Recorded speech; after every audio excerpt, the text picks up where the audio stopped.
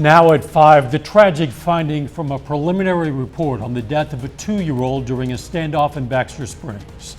Plus, a discussion of recruitment incentives for the Joplin Police Department and a study on how spirituality impacts physical and mental health.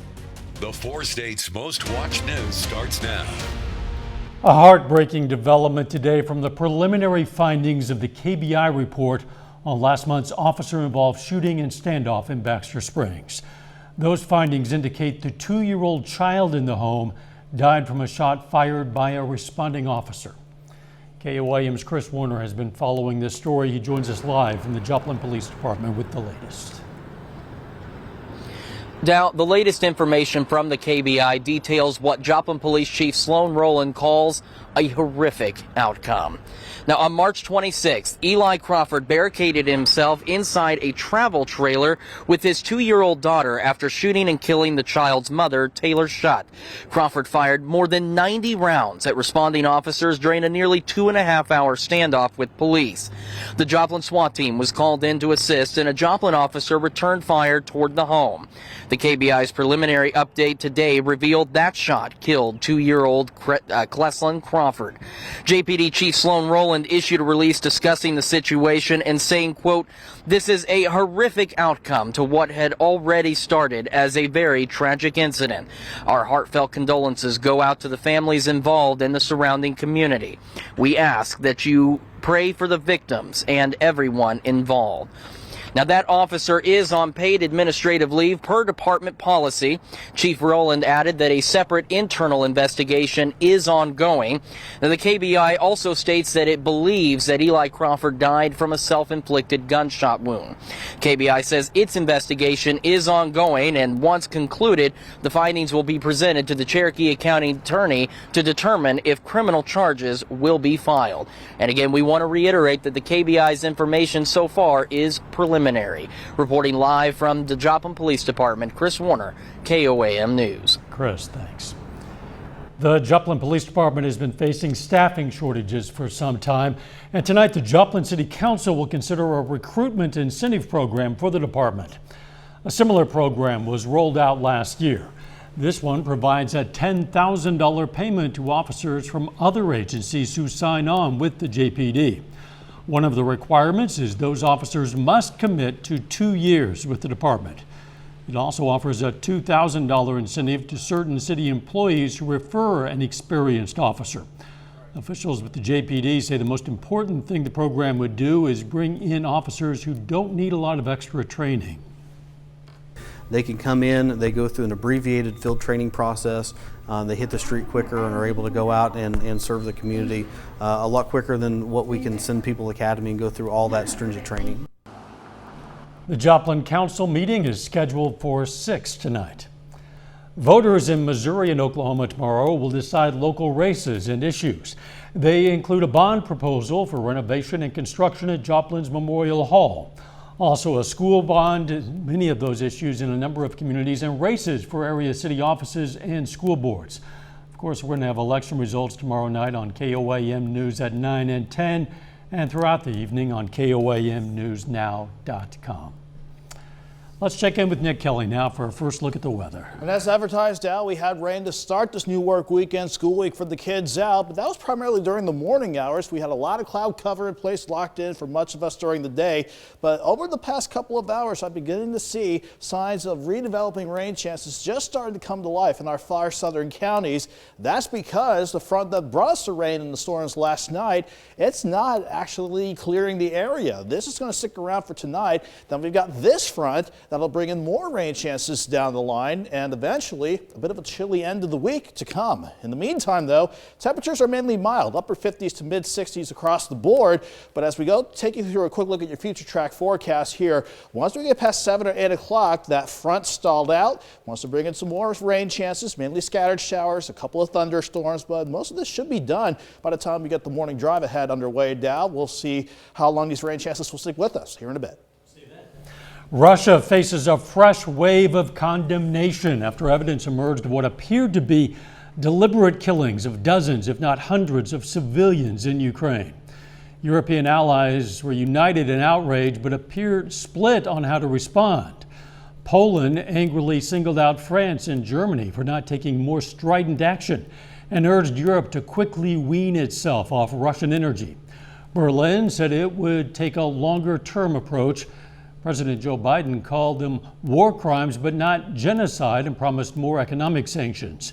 Germany expelled 40 Russian diplomats because of the killings, and Lithuania also sent a diplomat home to Russia. The Senate Judiciary Committee deadlocked 11-11 this afternoon on whether to send Ketanji Brown Jackson's Supreme Court nomination to the Senate floor. But President Biden's nominee is still on track to be confirmed this week as the first black woman on the high court. Former President Barack Obama will return to the White House tomorrow to celebrate the 12th anniversary of the Affordable Care Act. Former President Obama will join President Joe Biden, marking the first time he's appeared publicly at the White House since leaving office. The Biden administration, with the support of a Democratic-led Congress, has pumped more resources into the ACA. Still ahead, a link between belief, body, and mind. How spirituality can impact heart health. I'm Michael George with the findings of new research for heart failure patients. And a little later, a warning about an online scam involving cryptocurrency. Topping today's Health Watch, fewer children are being prescribed opioids after surgery. That's according to a new study published in the journal Pediatrics. Most of the procedures included dental or oral surgery. The data shows opioid prescriptions fell gradually between 2014 and 2017 and declined even more after that. Study authors say the trend started after new evidence showed similar recovery for children who were given limited or no opioids after surgery.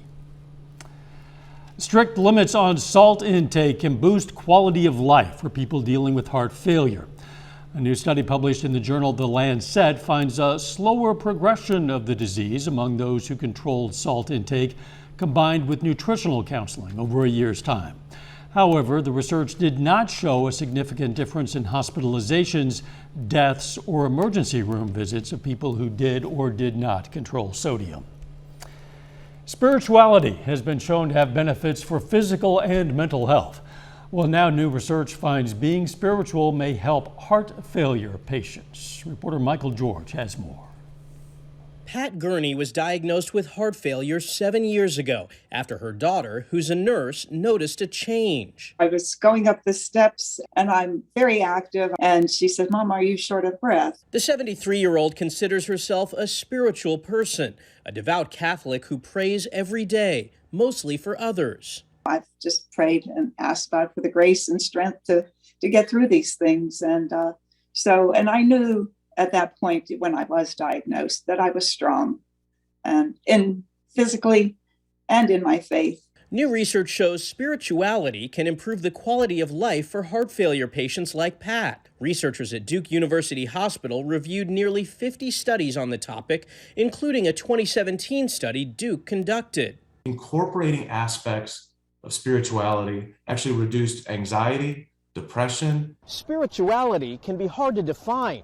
Researchers say many describe it as how people find meaning and purpose in life, which can be separate from religious beliefs. Study co-author Dr. Robert Mentz is the chief of heart failure at Duke, which is now developing a spirituality screening tool. You can ask these questions about purpose, peace, and meaning. I think that opens the door to hopefully improve patient care. I continue to walk and I continue to garden and just stay active. And when the grandchildren are around, chase them around. Pat takes medication for her condition and says she's grateful her faith and family bring her such comfort.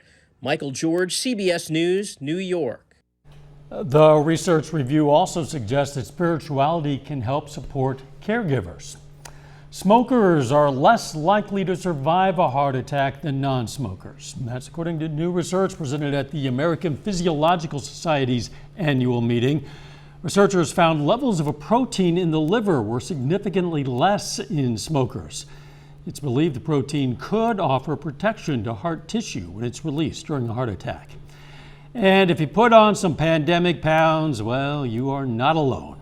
A new study in the American Journal of Preventive Medicine finds more Americans weighed in as obese during the first year of the COVID-19 pandemic than in the year before.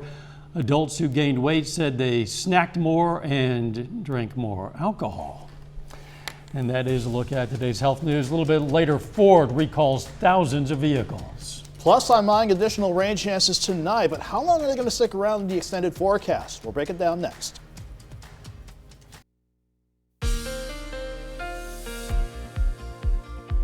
Rain. We had plenty of that last night and early this morning, but some of us had caught a break this afternoon. But the clouds, you can definitely tell they've been sticking around throughout much of the day. But some breaks in the clouds did help temperatures turn mild again, either 60 at the very least, mid 60s for some.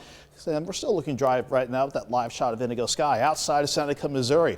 That was the rain that we really saw kick into gear yesterday evening, last night, through the morning hours, and maybe just a couple of stray showers in our far southern counties throughout the course of the day. But the bulk of the rain that we saw this morning averaged out to about just under half an inch of rain. The heavier pockets right along the Kansas-Oklahoma line and south of Joplin, south of Interstate 44 in southwestern Missouri. Even though a lot of us saw not a lot of action, partly to mostly cloudy skies, we've been seeing some hints of redeveloping rain, especially in our southern counties. What we're seeing, rain echoes around Stockton Lake. That's just moisture up in the clouds trying to build back up. But we're starting to see some more definite rain echoes popping up around, let's say, Miami, Welch, Veneta, Blue Jacket, and then maybe picking up a little bit around Pineville and northwest of Table Rock Lake. That's the beginnings of this evening's rain chances that will pick up over the next few hours. But Joplin might look menacing a little bit, but that's just a cloudy sky. No rain in the area. It's sitting at 63 still with an east breeze at 6 miles per hour. Humidity take a little bit of a tumble at 56%, but as more moisture pulls back in, that number is going to rise up. For most of us, though, we're either near 60 or in the mid-60s. So despite all the clouds, we're still mild to get this evening underway. And it's going to be a very slow drop-off with the clouds and the rain chances back in the forecast tonight. Most of us back in the lower 50s, maybe some mid to upper 40s north and west of Pittsburgh and Joplin. But our rain chances that will return tonight is because of the front that actually stalled out just in our southern and eastern counties. We'll have to deal with that tonight. Then we got to deal with this cold front that will knock on the door by about Tuesday night and into Wednesday once we get that upper low out of the Pacific Northwest to come our way. But you see this low near El Paso, that's the one that's also going to aid in our increasing rain chances over the next few hours. You can see here by 9 o'clock, increasing those rain chances, mainly for the southern half of the viewing area, maybe some embedded storms, but like last night, nothing strong, nothing severe. And I actually think we'll start to dry things out by the morning drive and maybe even see some partly sunny skies as we go into tomorrow afternoon. So with that in mind, I do think we'll turn mild again. 53 in the morning, 65 by noon, and highs near 72. Maybe a stray storm late in the afternoon, but that will be ahead of the next cold front that'll approach. Then we'll see better thunderstorm chances take us through Tuesday night, Wednesday morning, and then drying out by Wednesday afternoon. In terms of additional rain, anywhere from at least a tenth to half an inch for most. Then once those rain chances clear out, we got to wait for this stubborn upper level low to slowly move across the upper Midwest and the Great Lakes, maybe scraping us with a few showers on Thursday, but look at how it's forcing that jet well to the south of the region. That's setting us up for a chilly end of the work week before we turn mild again by early next week. For example, 72 tomorrow, Dow, 62 Wednesday, lower to middle 50s for Thursday and Friday, and we need to watch Friday and Saturday morning. That could be a frosty start or a light freeze for some of us. Trending in the wrong direction for the work week, but then it will bounce apparently after the weekend. It will. Thanks, Nick. Coming up, a warning about a potential scam involving cryptocurrency. First, though, we honor a local veteran of the U.S. Navy. Joe Merchant served from 1963 to 1967. That includes time aboard a U.S. nuclear submarine. His hometown, Carthage. And we are proud to salute Navy machinist Joe Merchant, a four-state hero. You can learn about lots of other heroes. There are more than 3,000 of them in our database. You can look them up by last name or by hometown. You can also nominate a hero of your own anytime, and we're always looking for more. It's very simple to do. You just click on the link on our website. Of course, that's KOAMnewsnow.com. Topping today's Consumer Watch, Ford is recalling thousands of vehicles. Ford says more than 737,000 SUVs may have an oil leak and trailer braking system problem. The recall includes 2020 through 2022 models of the Ford Escape SUV and certain 2021 through 2022 Bronco Sport SUVs. Meanwhile, GM is recalling nearly 682,000 compact SUVs because the windshield wipers can fail. That recall covers 2014 and 2015 Chevy Equinox and GMC Terrain vehicles. Interest in electric vehicles is soaring. According to Cars.com, searches skyrocketed 170% from late February through late March. Comes as gas prices remain high. The national average today is down slightly from yesterday, but still at nearly $4.19 a gallon. Trading cryptocurrency has exploded in popularity, but criminals are taking advantage of the trend. The FBI says Americans lost about $1 billion in crypto scams last year. Reporter Megan Schiller spoke with one victim who was ripped off by a con artist posing as one of her friends. It all started when a message popped up on Instagram. I was like, it's $200, and that is a lot of money. But at the same time, like, the little part in my brain was like, oh my God, if this happens, this is going to be awesome. Natasha Reyna said a friend asked her to use the Cash App and buy just $200 in cryptocurrency. For the money, she'd see a huge return fast. So I'm like, I could pay my bills, pay my car off. The Better Business Bureau says it's a scam that's tripled in popularity. Cyber criminals hack into an unsuspecting person's account and target their friends because the trust is already there. Reyna said the person even gave her a link to watch her money start to grow. But then came a red flag. $4,700. I made my money. I was like, now give me it. I want to withdraw this. And they're like, no, you have to reinvest $1,500. Reyna stopped there and called the BBB. Cryptocurrency scams were identified as the second riskiest scam last year, a significant increase from the 7th spot the year prior. Reyna feels lucky to only be out $200, but won't invest again without doing her research. It could either be really good or really bad. If you're going to do that, you should really educate yourself. The Better Business Bureau tells me most victims lose around $1,200. If you want to invest in legitimate crypto, experts say only download apps from your Google Play or your Apple App Store. And don't just click the links that pop up during a routine Google search, because they could lead you down the wrong path as well. Megan Schiller, CBS News, Pittsburgh. The FBI says to avoid crypto scams, double and triple check website URLs and all hyperlinks. Never send crypto payments to people you meet online. And never trust anyone who asks you for direct payments or offers investment opportunities. Oil prices are on the rise again. Brent crude, the global benchmark for oil, rose above $105 a barrel. And West Texas Intermediate, the U.S. benchmark, topped $100 a barrel. Prices are rising with fresh supply concerns amid Russia's ongoing war in Ukraine. A final check of the forecast up next.